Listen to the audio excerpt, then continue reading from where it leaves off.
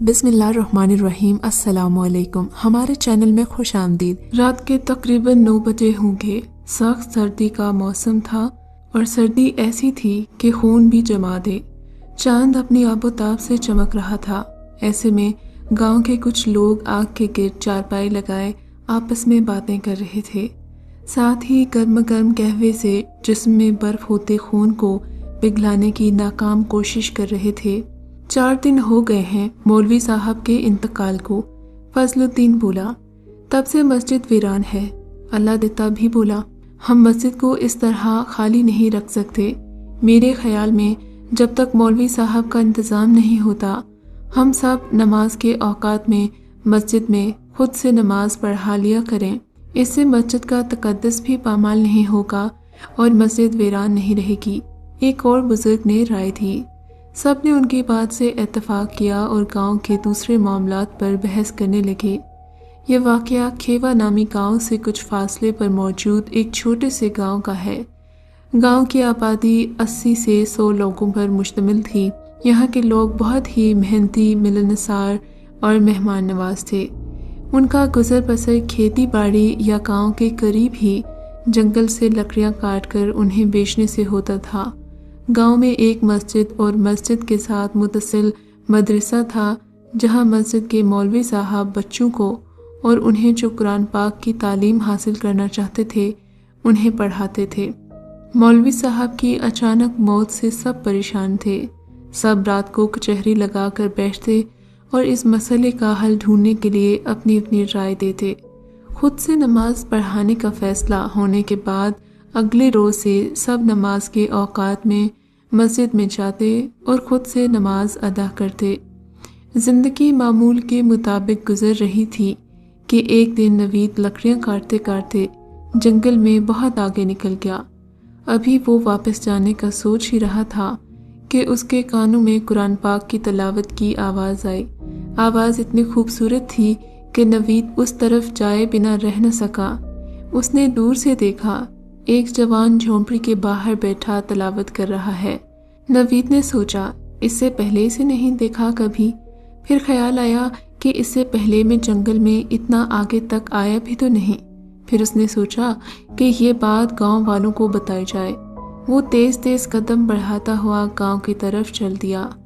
رات کو حسب معمول کچہری میں نوید نے صبح کے واقعے کا ذکر کیا جب اسے وہ جوان نظر آیا تھا۔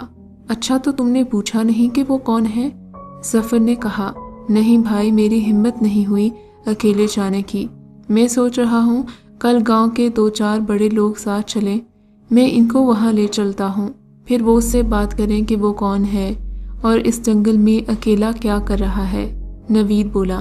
محمود صاحب کو نوید کی رائے پسند آئی تھی۔ طے یہ ہوا کہ گاؤں کے 4 بزرگ نوید کے ساتھ جائیں گے۔ اگلے روز وہ سب جنگل میں اسی جگہ پر پہنچے جہاں نوید نے اس جوان کو دیکھا تھا۔ وہاں پہنچے تو وہ نظر نہیں آیا۔ ہمت کر کے وہ سب اس کی جھونپڑی کی طرف بڑھے۔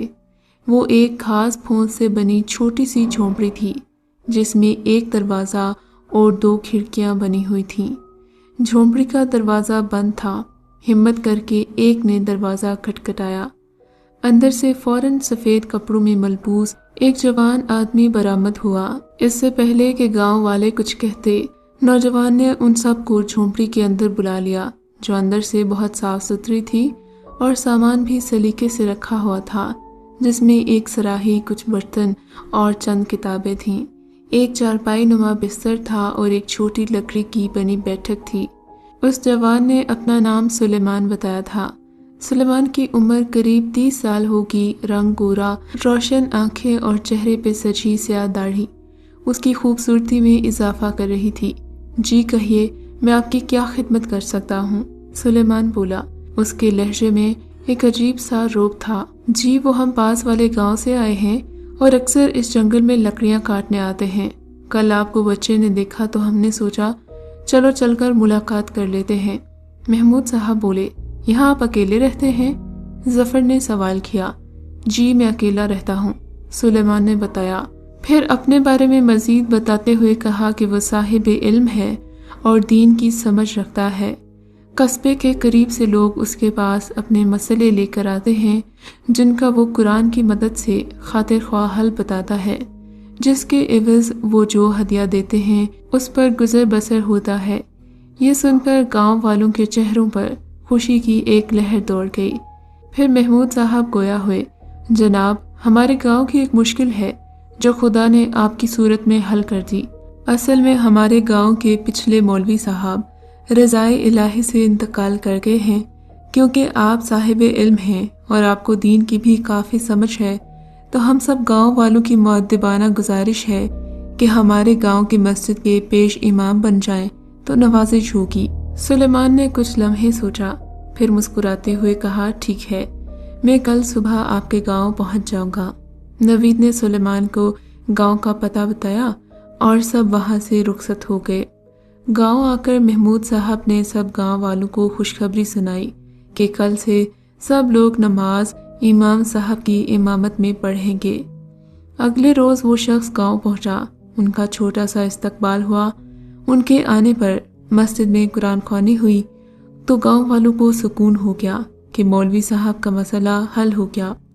اسی طرح دن گزرتے گئے، لوگ اپنے اپنے کاموں میں مشغول ہوتے گئے۔ مولوی صاحب کے آنے سے گاؤں کی رونق بڑھ گئی تھی۔ انہوں نے پیار، محبت، نرم مزاجی اور اپنی پروقار شخصیت کی بدولت پورے گاؤں کا دل جیت لیا تھا۔ گاؤں والے سب چھوٹے بڑے مسئلے لے کر انہیں کے پاس آتے تھے اور یہ انہیں قرآن پاک کی مدد سے اس کا حل بتاتے تھے۔ ایک دن ان کے گاؤں میں کچھ لوگ آئے جنہوں نے بتایا کہ وہ یہاں سے 30 میل دور گاؤں کے باسی تھے۔ گاؤں میں طوفان آیا اور سب تہس نہس ہو گیا۔ تقریباً لوگ سبھی مر گئے ہیں، بس ہم کچھ لوگ بچے ہیں۔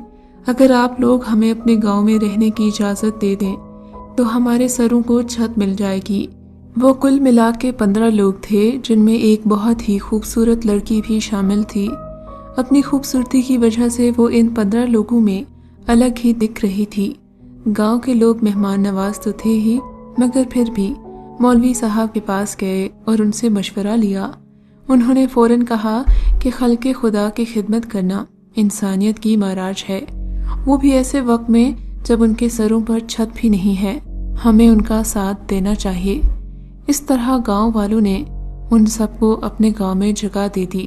اگلے دن اس لڑکی نے جو اس لٹے ہوئے قافلے کے ساتھ آئی تھی، مولوی صاحب کا پتہ پوچھا اور ان سے ملنے آ گئی۔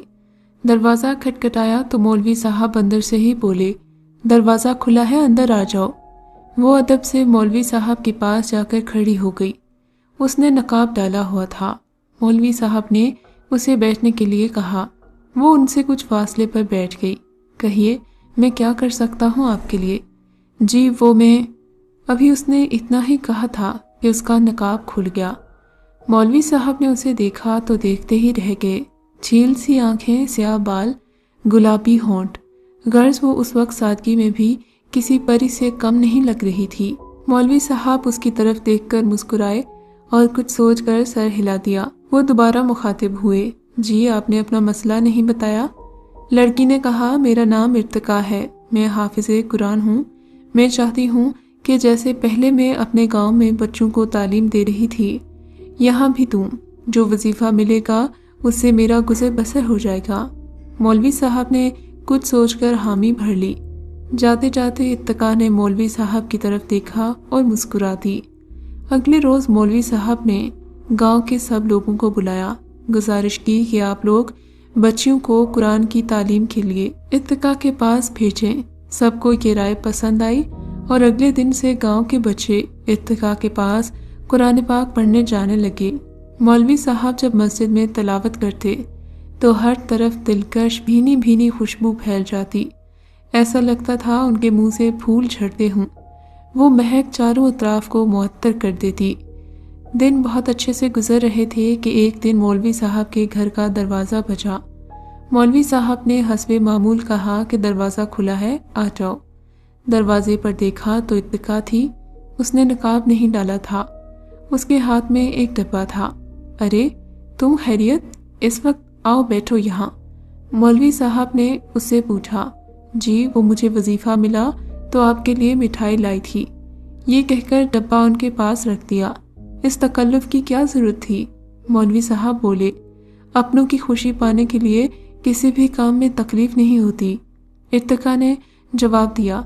ये सुनकर मौलवी साहब ने उसकी तरफ चौंक कर देखा। उसके वजूद से उठने वाली खुशबू ने मौलवी साहब को उसके तरफ माहिल होने पर मजबूर कर दिया। इर्तिका ने भी मौलवी साहब को आंख भर कर देखा। उनकी खूबसूरती, खुशमजाजी और नरम लहजे ने भी इर्तिका के दिल में उनके लिए नरम गोशा पैदा कर दिया था। इर्तिका ने इजाज़त मांगी तो मौलवी साहब ने उससे कहा, क्या हम कल कहीं मिल सकते हैं? मुझे तुमसे कुछ कहना है। इर्तिका बिना कुछ कहे ही वहाँ से चली गई। उसके पास बच्चे आए तो एक की तबीयत खराब हो गई। उसने फौरन कुरान पाक की कुछ आयत की तिलावत की और पानी पर दम करके उस बच्चे को पिला दिया। खुदा के करम उस बच्चे की सेहतयाबी की दुआ मांगी। बच्चा मौजज़ाती तौर पर बच गया और सेहतयाब हो गया। उस रात इर्तिका मौलवी साहब के बारे में सोच ही रही थी और उनकी जाज़िबे नज़र शख्सियत ने इर्तिका के दिल में उनके लिए एक ख़ास मकाम पैदा कर दिया था। खैर, उन्हीं के बारे में सोचते हुए वो ख्वाबों की दुनिया में पहुंच गई। एक दिन कासिम परेशानी के आलम में मौलवी साहब के पास आया और बोला, मौलवी साहब, मेरा हल टूट गया है। न जाने ये कैसे हुआ, अब मैं खेती बाड़ी नहीं कर पा रहा। मौलवी साहब मुस्कुराए और कहा, खुदा पर भरोसा रखो, वो बारी ताला सब ठीक कर देगा। ये कहकर वो उठे, अपनी पेटी में कुछ ढूंढने लगे। फिर कुछ देर में वो कासिम के पास आए और उसके हाथ में ढेर सारे रुपए रख दिए। अरे मौलवी साहब, इतने पैसे? कासिम हैरानी से बोला, ये सब तुम ही लोगों के दिए हुए पैसे हैं, जो लोग मुझे वजीफे के तौर पर देते हो। उसमें से मैं अपनी ज़रूरियात निकाल कर बाकी बचा लेता हूँ। आज तुम्हारे काम आ गए। पर फिर भी मौलवी साहब, ये तो बहुत ज़्यादा है।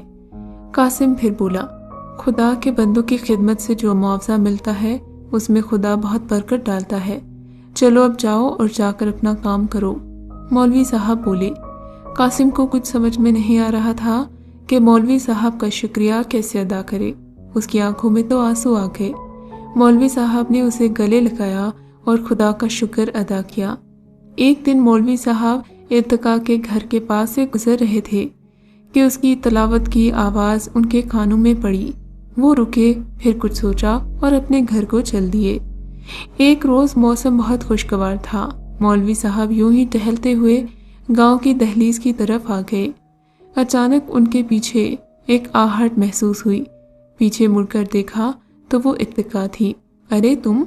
मौलवी साहब बोले, मैं आपके घर गई थी, आप नहीं थे, तो घर वापस आते हुए आप मुझे नजर आ गए तो मैं आपके पीछे यहाँ आ गई। इर्तिका ने वजाहत की। हाँ कहो, क्या काम है? मौलवी साहब ने पूछा। नहीं, वो आपने कहा था ना कि मिलना है, तो मैंने सोचा कि आपसे मिल लेती हूँ। हाँ चलो, कहीं बैठकर बात करते हैं, मौलवी साहब बोले। फिर दोनों एक अच्छी सी जगह पर बैठ गए। देखो इर्तिका, मौलवी साहब गोया हुए, मैं तुम्हें नहीं जानता, ना मैं जानता हूँ कि मोहब्बत क्या है, मगर जब मैंने तुम्हें देखा तो इसका मतलब समझ में आ गया। तुम सरापाए मोहब्बत हो। और मैं। इससे पहले कि मौलवी साहब कुछ कहते, इर्तिका ने उन्हें रोक दिया और कहा, मौलवी साहब, बात काटने के लिए माजरत, मगर इससे पहले कि आप कोई बात कहें, मैं कुछ कहना चाहती हूँ। मौलवी साहब मुस्कुराए और कहा, जानता हूँ कि तुम क्या कहना चाहती हो, और तुम कुछ कहो इससे पहले चलो मैं तुम्हें अपना पुराना घर दिखाता हूँ। फिर दोनों ही चलते हुए मौलवी साहब की झोंपड़ी के पास पहुँच गए। मौलवी साहब जैसे ही इर्तिका को अंदर ले गए, एक तेज रोशनी हुई और फिर वो दोनों किसी अलग ही दुनिया में थे। हर तरफ जैसे रोशनी का आबशार हो, हर तरफ फैली खुशबू माहौल को मुअत्तर कर रही थी। फिर एक झटके से मौलवी साहब ने इर्तिका का हाथ खींचा और दोनों ही उसी जंगल में थे। मारे हैरत के इर्तिका का बुरा हाल था। मौलवी साहब ने उससे पूछा, हाँ अब ये बताओ, मैं अपनी पूरी बात करूं या तुम कुछ कहना चाहती हो कि तुम एक जिनज़ादी हो? फिर मौलवी साहब ने उसे बताया, वो भी एक जिनज़ादे हैं जिनकी उम्र 2000 साल है। वो यहाँ जंगलों में खुदा की इबादत में मशगूल थे। फिर उन्हें गांव वाले अपने गांव में ले गए, मगर मैंने जब तुम्हें देखा तो पहचान गया था कि तुम भी एक जिनज़ादी हो। मैं उसी वक्त तुम्हारी मोहब्बत में गिरफ्तार हो गया था। इर्तिका ने जब ये सुना तो उसकी आंखें शर्म से झुक गईं और दोनों गांव की तरफ चल दिए।